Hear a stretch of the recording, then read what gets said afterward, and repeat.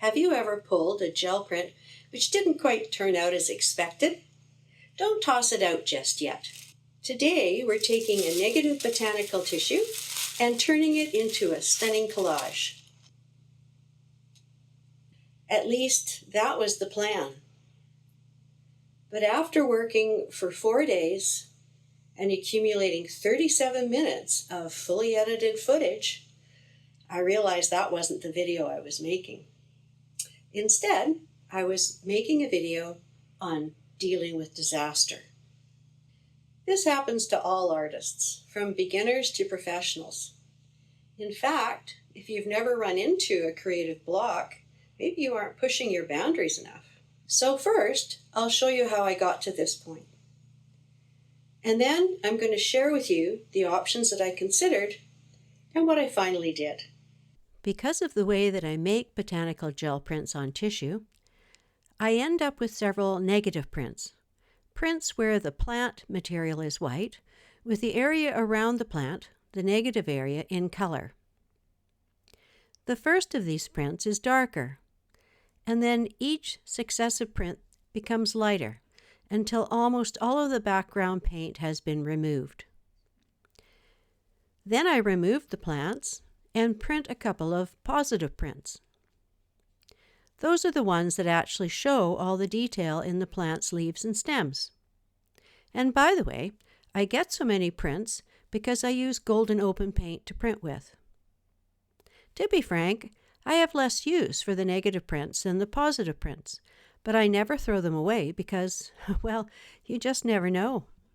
As my exploration continues into using the prints in my stash for collage work, I find myself more drawn to more challenging prints, like this one, thinking, what can I do with this as a starting point? This tissue will fit well onto a 14 by 18 inch canvas. When I think about what color scheme to use for this piece, I have quite a few options. The tissue was printed in black and anthracnone blue. So obviously more anthracnone blue would work well. And I think dioxazine purple would work as well. Now I would like some warmth in there somewhere, and my favorite transparent red iron oxide would provide that. And because of the amount of plate ink or background color in the print, I'm thinking that light or soft colors wouldn't work particularly well. So I'd stay away from yellows and things like that. And if that sounds like one of my standard color schemes, well, it is. Now my next decision is what type of underpainting I want to use. Collage, paint, or a combination of both. Now I don't think that any of the texture and patterns of my beautiful collage paper is going to come through this tissue. It's just a bit too dense. So I'm not going to bother wasting them. I think paint will be just fine. So I'm ready to get my underpainting started. As I mentioned, this is going to be my color palette for this painting. Titanium white, the anthracnone blue, which is the same blue that's in the tissue. I'm going to add dioxazine purple, and I'm going to use transparent red iron oxide as a warm color. Now this is, I think, a good start. I've achieved some balance here and some warmth and some cool and some white. Quite likely I'll adjust it, but I need it to dry now so that I can put my inspiration tissue over top, see how well it meshes with the pattern that I've got in that, and then I'll make any adjustments from there. So this is the challenge of using one of these negative prints. You just can't see much of what lies underneath. I've got my matte medium, but this time I'm using a 1-inch soft brush rather than the larger 2-inch one that I had last time. I think I was just trying to rush the process. So I'm going to start pulling it back, holding it down with my left hand, and this time I'm going to apply the medium, but I'm not going to go so far so fast.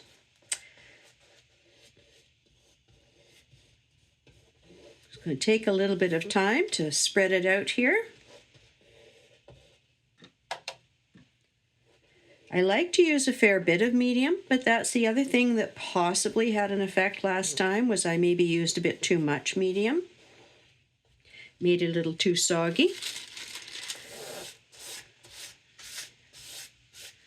There we go. And then put a good amount of medium over the top.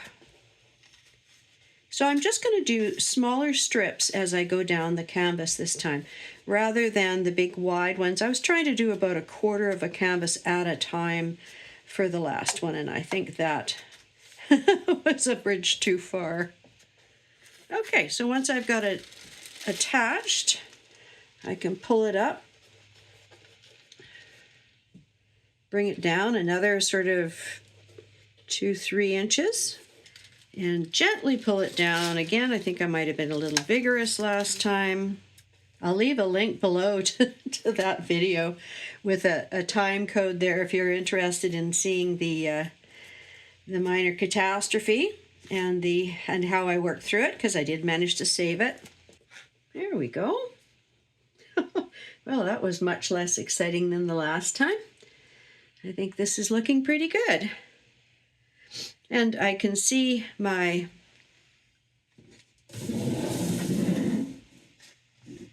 underpainting is kind of glowing through.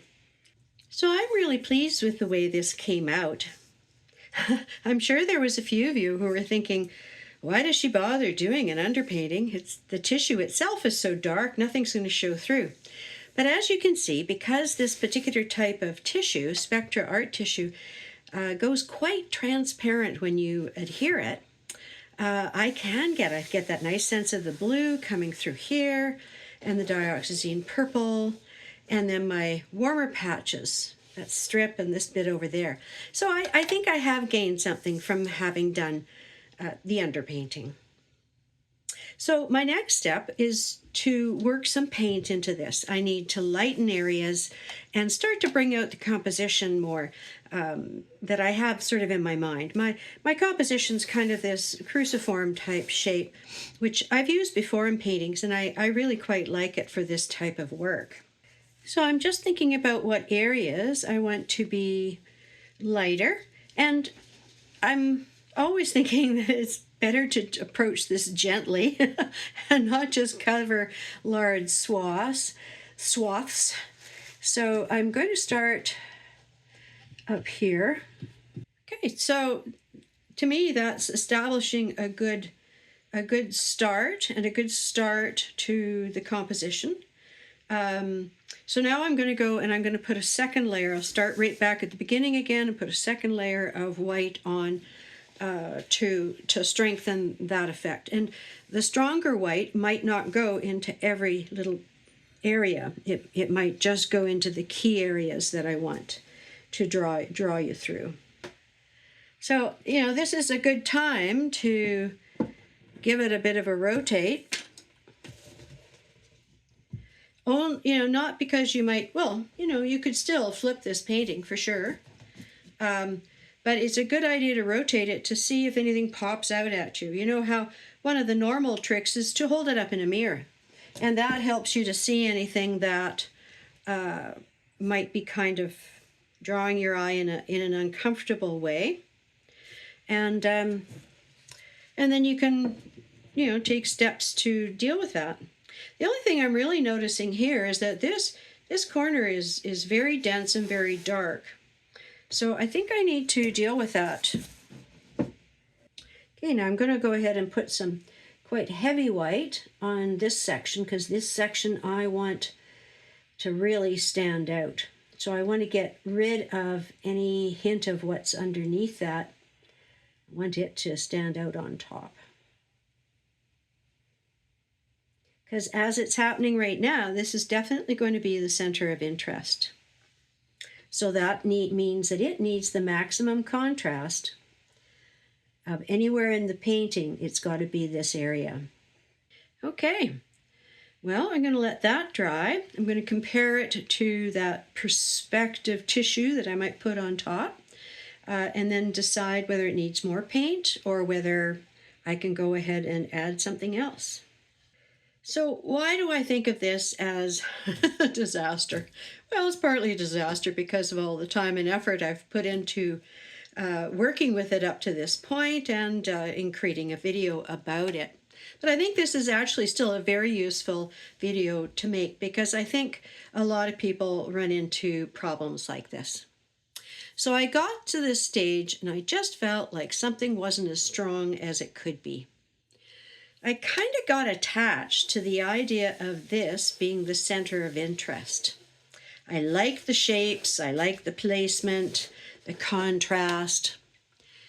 But the piece as it stands right now doesn't really stand on its own. Too many murky areas and too much sort of movement without any kind of purpose to it. And this area of interest isn't going to work with any of the tissues that I may have used to be able to pull it together. This was one of the tissues that I thought might be interesting to put over top of it. I split it down the middle. And but again, it doesn't really work with this being the center of interest. It creates some movement this way, but I still have all that movement going this way, and it's not kind of calming it down at all. I have other tissues with the same plant, but they have the same problems. They're going to conflict, they're going to have their own center of interest, and the one that I've kind of grown attached to is going to become overshadowed by them. This is a positive tissue of the same setup of botanicals. And I think there might be something in here. It's not enough to finish the piece, but I think there might be something in there that might be useful in my quest to finish the piece. So even if I let my attachment to this as being a center of interest go, it doesn't really solve the underlying problems. Let me show you some of my recent pieces to show you what I mean. Here are some pieces that I really like. The one on the right won an award at a national show this month. The designs are strong, and the viewer's eye is pulled around the pieces. There's lots to look at, but there is balance in these works.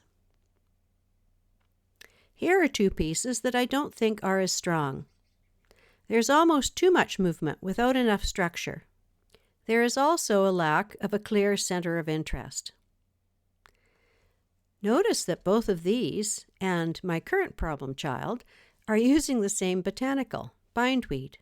I'm worried that if I just continue as I had planned, I'll end up with a second-rate collage. So what are my options? Well, one option is that I could just quit, or I could put it aside for a few months, hoping that when I pull it out, I'll see a solution. And that has worked for me in the past. I could strengthen the geometric aspects of this with some painting. I'm not really happy with this bit over here, for example. So this is all kind of loosey-goosey. I could structure it better. And then I could add one of the additional bindweed tissues and see if that would pull it all together. I could also let go of my idea of what it was going to be and rework it a bit more drastically. First, adding in more structure, and then perhaps a different kind of botanical, allowing my original inspiration tissue to simply be in the background, adding depth to the finished piece. So far, I have not mixed botanicals in a collage, so this might actually be a good opportunity to explore that. In either of those scenarios, the first thing I'll be doing is rotating it to see if that would help. That may be one of the things that's getting me stuck.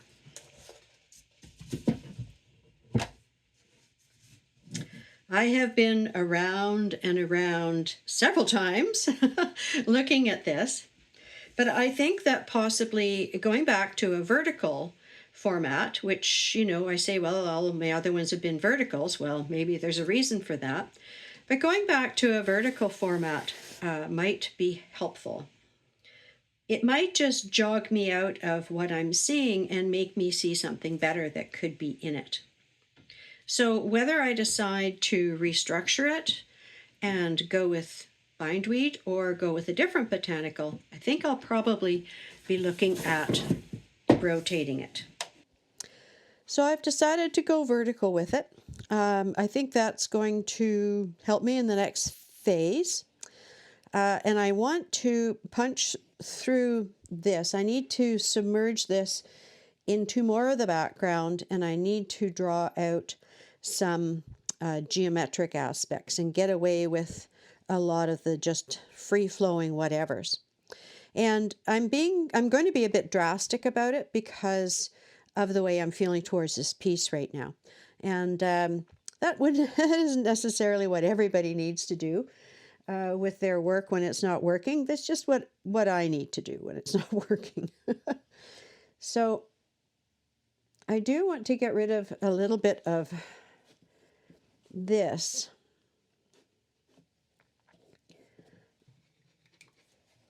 I just feel like there's a little bit too much going on over there. Some of this paint is a bit on the dead side, but I do have my other palette if I need to pull that out. So yeah, I'm just going to give that a bit of a cleanse over there.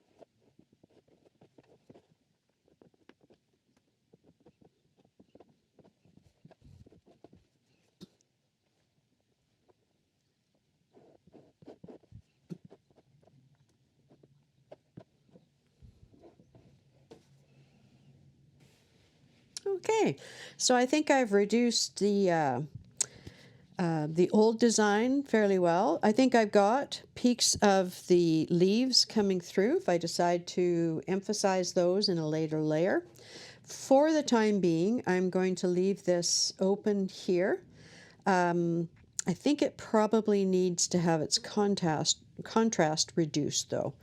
So maybe I'll just take a fairly thin veil, just white paint with a bit of,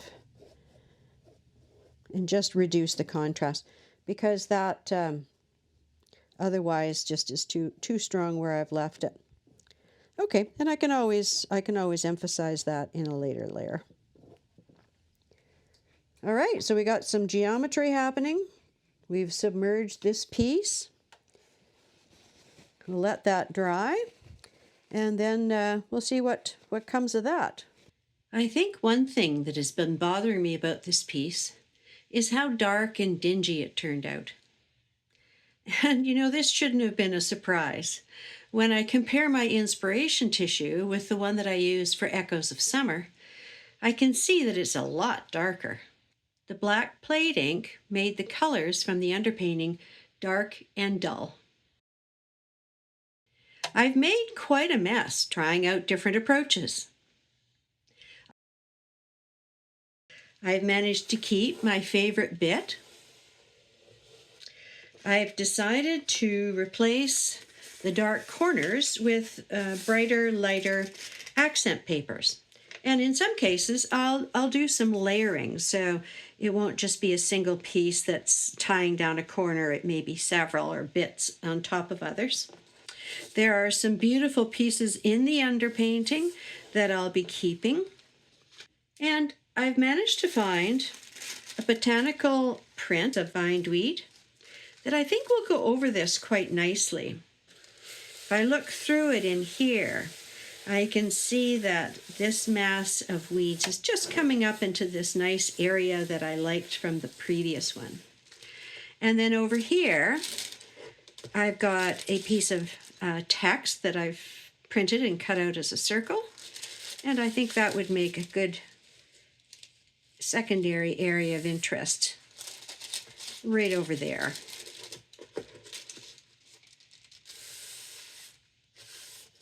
So I think I now have a path forward. I think there's light at the end of the tunnel. I'm going to keep working with these pieces of paper, of these beautiful accent papers that I've printed. Going to keep fiddling with little bits of that. I may introduce some more bits of text. And then I'll put those down and possibly accentuate some of the white elements from underneath before I apply the final tissue. But I must say it's a bit of a relief to feel positive towards this painting again. So I've switched out a piece or two, but generally I'm pretty happy with the direction this is going. So I'm going to start gluing down the underneath papers. So I'll take these guys off for the moment, and the underneath papers, of course, have to get glued around the sides and all the rest of that. So they got to go first. This is rice paper that I'm gluing down, a bit thicker than, say, a copy paper or something like that. But it goes down quite nicely. I just use the matte medium with it. I don't find I need to use like a thicker gel or something. The paper softens up quite quickly, and that's one of the things that makes it go down easily with the medium. And of course, there's nowhere near the risk of tearing like there is with the tissue. I don't have to be quite so concerned about that. But you do have to kind of let it get a bit damp with the medium, and just make sure you've pushed out any of the wrinkles with the brush. I'll leave a link in the description below to the type of paper that I use for these accent prints, which I'm actually running out. So if that's something you'd like to see that process again, I'd be happy to make a video of that. Just leave your preference in the comments below. Now these are rectangles, and so if I'm not going to put them on a large angle, I want them to be fairly square. So, you know, it's not close to square. It doesn't quite cut it for me. I either want it square or I want it on an angle. And that's pretty easy to do. Some of these papers I made in this last go round, I just love them. I just love the way they came out.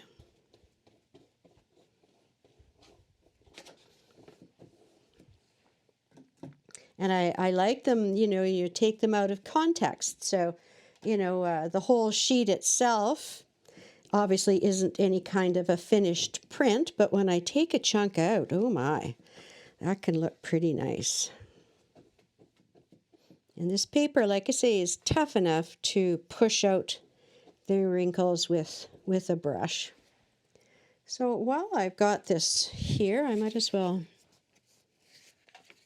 wrap it around. I'll probably fast forward or jump forward on the video.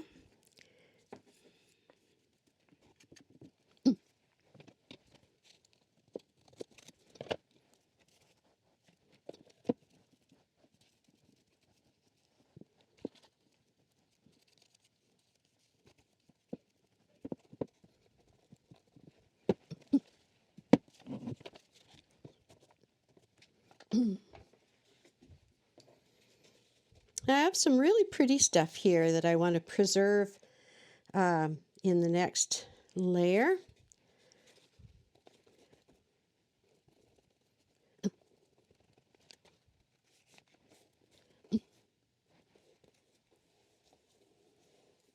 And it goes very nicely with this color of accent tissue as well.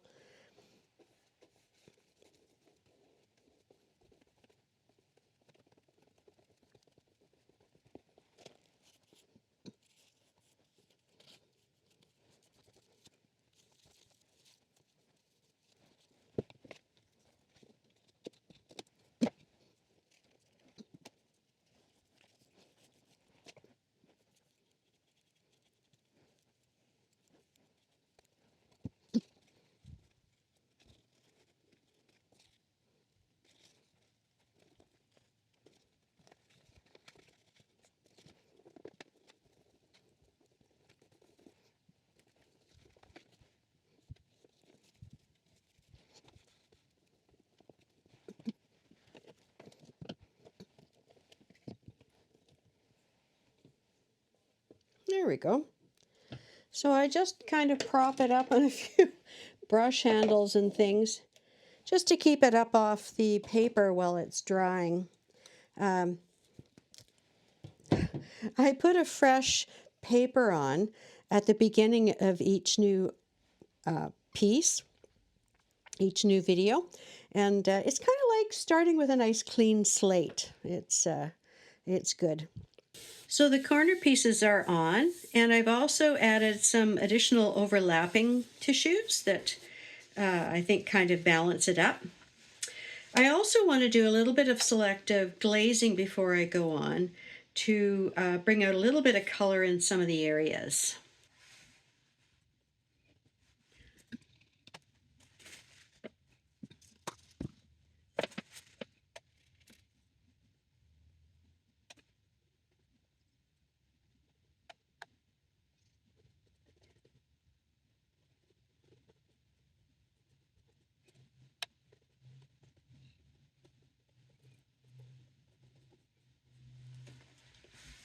So I'm just using as a guide the original tissue and some of the lines and just kind of picking out a tiny bit of contrast.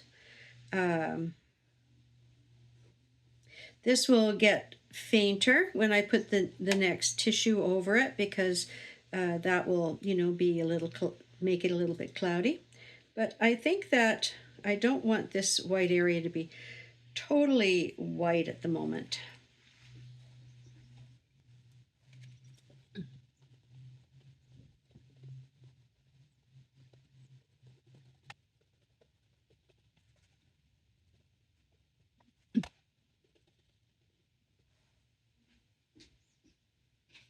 Now I'm just going to give that a little bit of a quick blow dry, and then I should be ready to put my big tissue on top of that. So this is the tissue that's going to go over top. And I think I've kind of sorted out where I want it to go.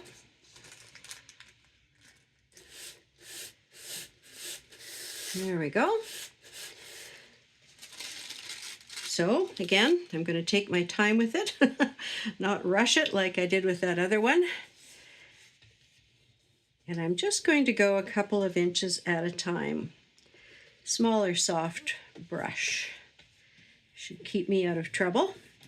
So I hope you will let me know in the comments whether you agreed with me that that piece was heading in the wrong direction or whatever. Possibly disaster was too harsh a term. And I'd love to know if you would have done something similar or perhaps less drastic. Oh, that's coming through quite. I always love putting this on and then you can see the colors from underneath. I always love to see the reveal. Now I'm working on an online course that I plan to release sometime in the fall or early winter of 2025 with all my tips, tricks, and techniques in it, but also a lot of tutoring time, a lot of time working with people, giving them feedback, helping them through their problems. Although I don't know, maybe you won't like the way I work through problems. But because I think that's something that people need, is they need the feedback. They need to know stuff, but they also need the feedback and the help when something's giving them issues. Or they just want to take it a little further than they've got it, and they'd like to know how to do that as well. So if you're at all interested in doing that, down in the link in the description, I will leave a link where you can sign up for an email list. Now, I really am not publishing much in the way of emails right now because I'm mostly just focused on getting this going and producing content and then, of course, working on the course. But if you'd like more information as it becomes available, just go ahead and sign up on that email link, and I'll let you know what's happening when it's happening. Oh, look at that. Look at that. I am quite pleased now with the way this is coming along. I think I've gotten rid of the drab. I've gotten some colors back, breathed a little life into it. I'm still getting this nice little bit of complexity in here underneath. So yeah, we'll let that dry and take it to the next step after that. So I took this out to my favorite spot in the living room to kind of put it and observe it over some time. And I think it's coming along really quite well. I think that just a few painting touch-ups, some glazing and some opaque painting, it's all that really is necessary to complete this work. So I've gone to, of course, titanium white. I've switched the blue to ultramarine blue from anthraquinone. I started with anthraquinone, but when I look at the blue that I used in my collage papers, it was ultramarine. So I'm switching to that. I've got my dioxazine purple, which is also in my papers, and then the transparent red iron oxide. So that's all I'm going to be using to work on this. I've got a couple of sizes of big soft brushes. So if I want to glaze a larger area, then the bigger brush would be useful. And if I'm working on a smaller area, then I'll probably use this. I always advise people to use as big a brush as they possibly can because it really does prevent you from getting too fiddly. I've got some medium here for the glazing part. So some of these adjustments I'm going to be making, I noticed them when it was out in the living room. So I want to increase the contrast between the circle and the background. So I'm just going to whiten this area up.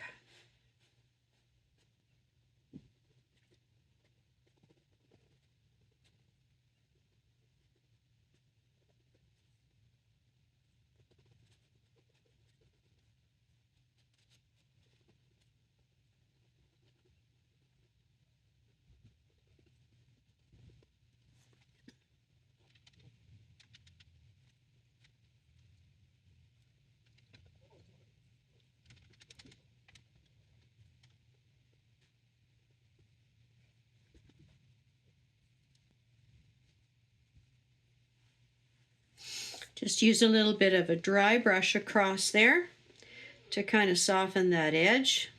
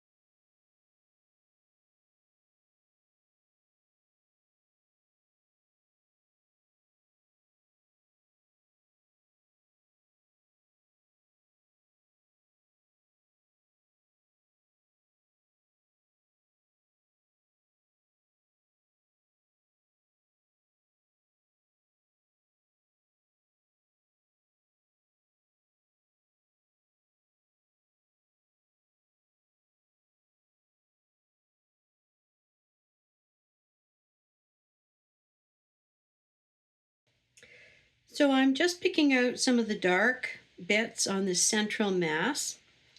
I want them to be a little stronger than the rest of the vegetation. So if I add a little bit of a dark glaze to that, then they'll be a little stronger.